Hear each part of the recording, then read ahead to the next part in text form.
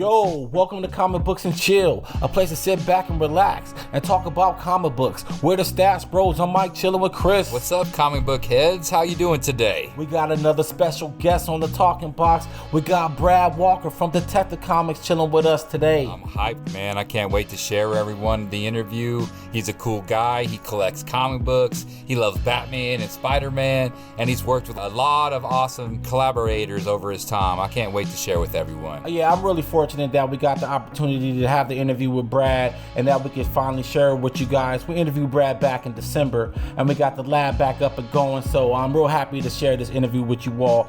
I'm happy that Brad's just a comic book fan that's knowledgeable about the culture, and you'll find that out soon enough. But before we drop into the talking box with Brad, we'd like you to like, subscribe, hit that notification bell. We're about to get into the talking box with Brad Walker.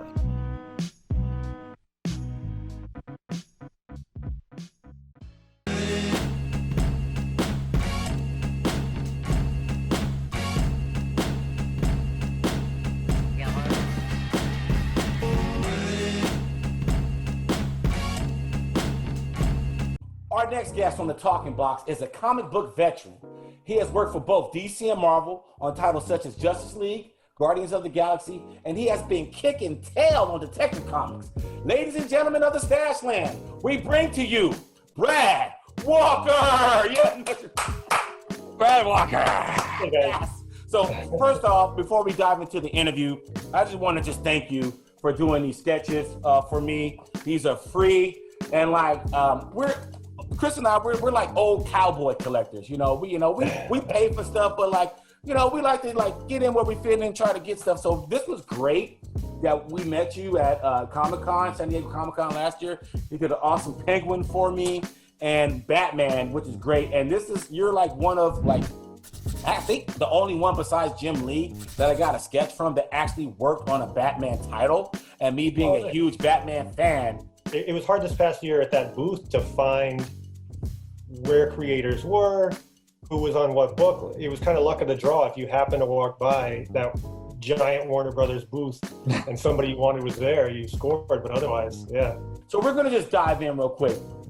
You've worked on Detective Comics way back in 2004, and you're the current penciler now. Right. What does it mean to you as an artist to work on a character like Batman on his original title? It was really weird because that was the first, back in 2004, those two backup stories I did, that was the first professional work I ever got. So I'd been sort of chipping away with some editors, trying to get them to give me work for probably a year and a half at that point. And I knew that they were the Batman group editors, but I kind of just figured, they'd give me a backup story with the question or something.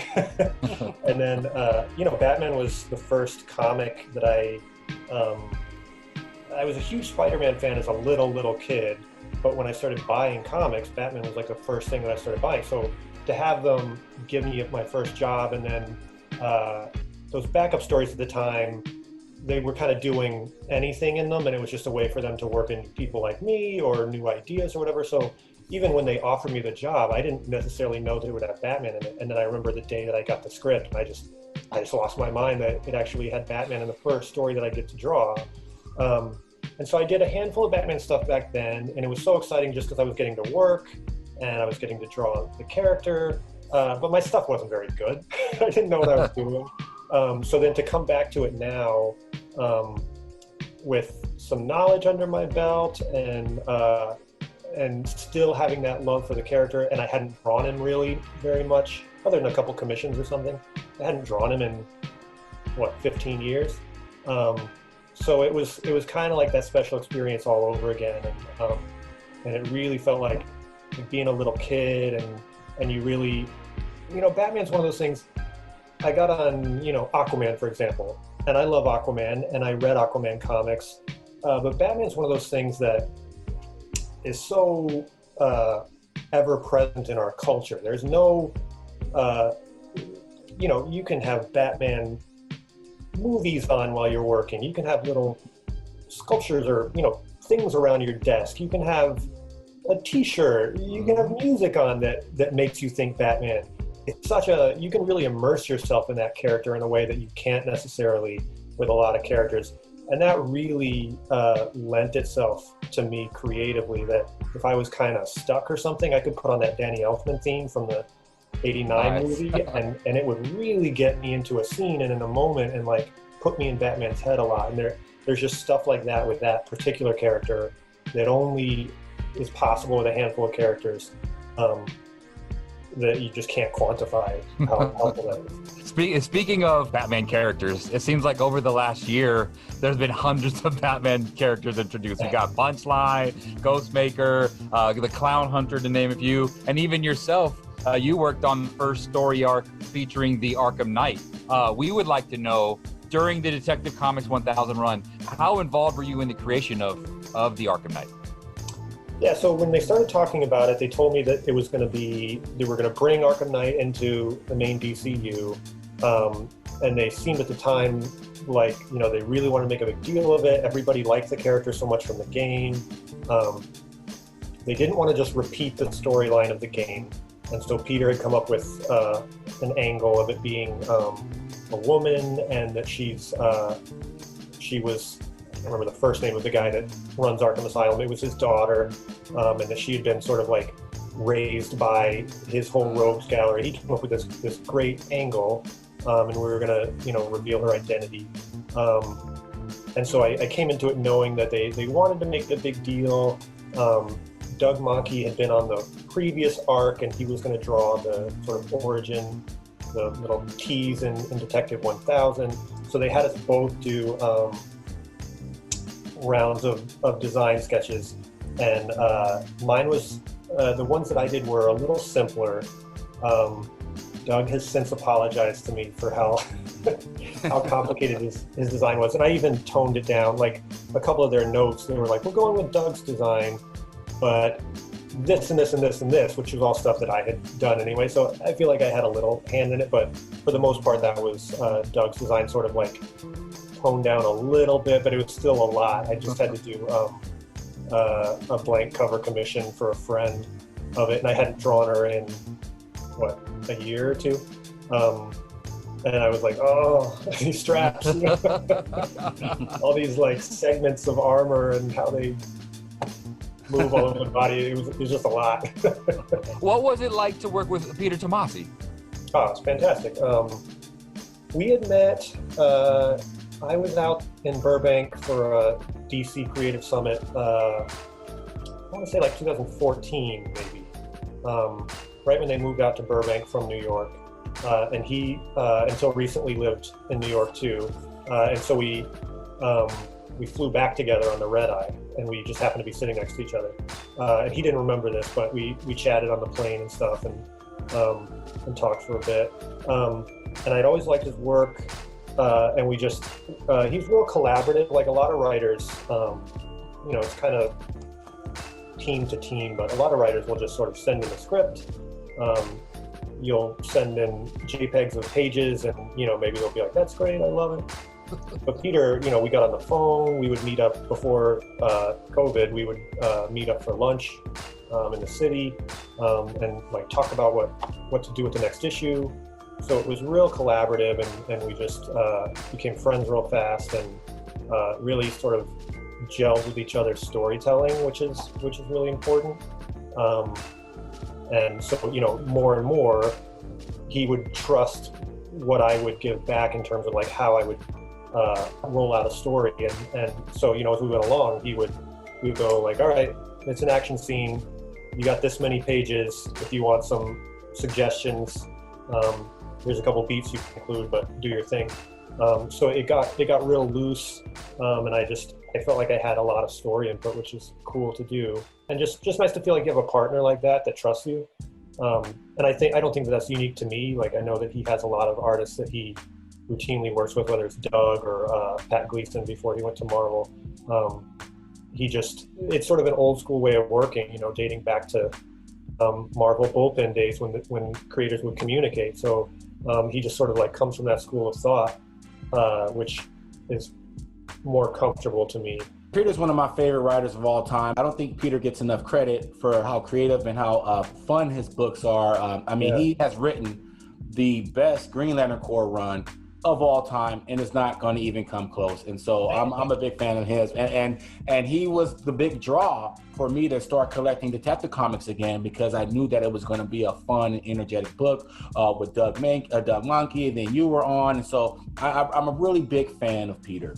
I have to ask this question because it's kind of like all up in my brain right now. And if you watch YouTube and all of this stuff, you've been in the comic book business for 15 plus years, and I'm pretty sure you were a fan before that. These days, I don't know if you are hearing, people have been like doomsday prepping for the end of comic books. The end of comics. Like they're saying comic books are gonna die like next year, or next month. And I just wanted to get your take on the current state of comics and where do you think comics are headed? Well, people have been saying that since. I remember this particular conversation starting in 1996? So I feel like people have been saying that, and it's sort of the dialogue sort of ebbs and flows, and 96 was hardly the first time. You go back to before I was reading or before I was born, they were, in the 70s certainly. There was all this talk, and in the 50s they almost went away. That's always sort of been the line, and I think people use that. People don't like what Marvel's doing with Captain America right now. They'll go, well, comics are dying. It's sort of this like throw a hammer down kind of complaint about comics. Certainly it's aided now by the difficulty that publishing's having, because publishing across the board, physical publishing, is in a tricky spot.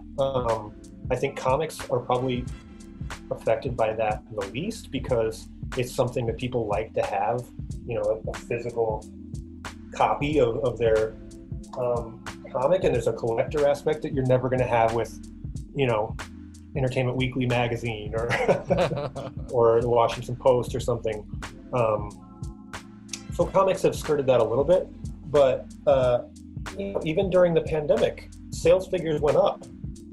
These companies started laying people off on staff, but profits, I don't see any sign that they dipped. If anything, I think that they did pretty well, because people needed something to do and they needed escapism. And for all the people complain about the cover price, it's still a cheap form of entertainment that you can get multiple sessions of enjoyment out of. So obviously, I think it's overblown. I think it'll shift. I think that, we've been seeing this surge in comic movie fandom for 20 years now, and the hope was always that there would be some sort of trickle down to comics, and I don't think that ever happened the way that people hoped. I think if anything, people who would be inclined to read Iron Man, they have movies that they love to watch. It's a much easier to absorb form of media and entertainment. So I almost think that in a lot of ways, the mainstream, the big stuff, it's taken the focus off the comic version a little bit. But then you see creator-owned stuff really on the rise. People really searching out in a really positive way. I think people look for creator-owned stuff with more eye towards depth. They're not just looking for a cool cover or artwork they like. They're looking for a story that interests them, a genre that interests them, characters that interest them. And I think that that's a real healthy sign from the audience that they're looking deeper with that material. So everything ebbs and flows, everything evolves, but I don't see any sign that as a storytelling medium, words plus pictures would ever be extinct. Right. I think it works. I love that answer, because we're big, huge comic book fans. As you can see, we're the Stats Bros for a reason. So that answer right there is golden to me and Chris. Recently, the new creative team for Detective Comics was announced, and I was a little bummed out that you and Peter weren't brought back on, considering all the success you guys were having. Lieber Mayo covers, the whole thing was just like a whole big shebang. I loved the Detective Comics run. I wish Mariko Tamaki and Dan Mora nothing but the best, but I just feel that you guys were the truth, man. The truth and nothing but the truth. Okay, but let's take this time to reflect. Okay, what are your favorite visual moments that you can share with us from your Detective Comics runs?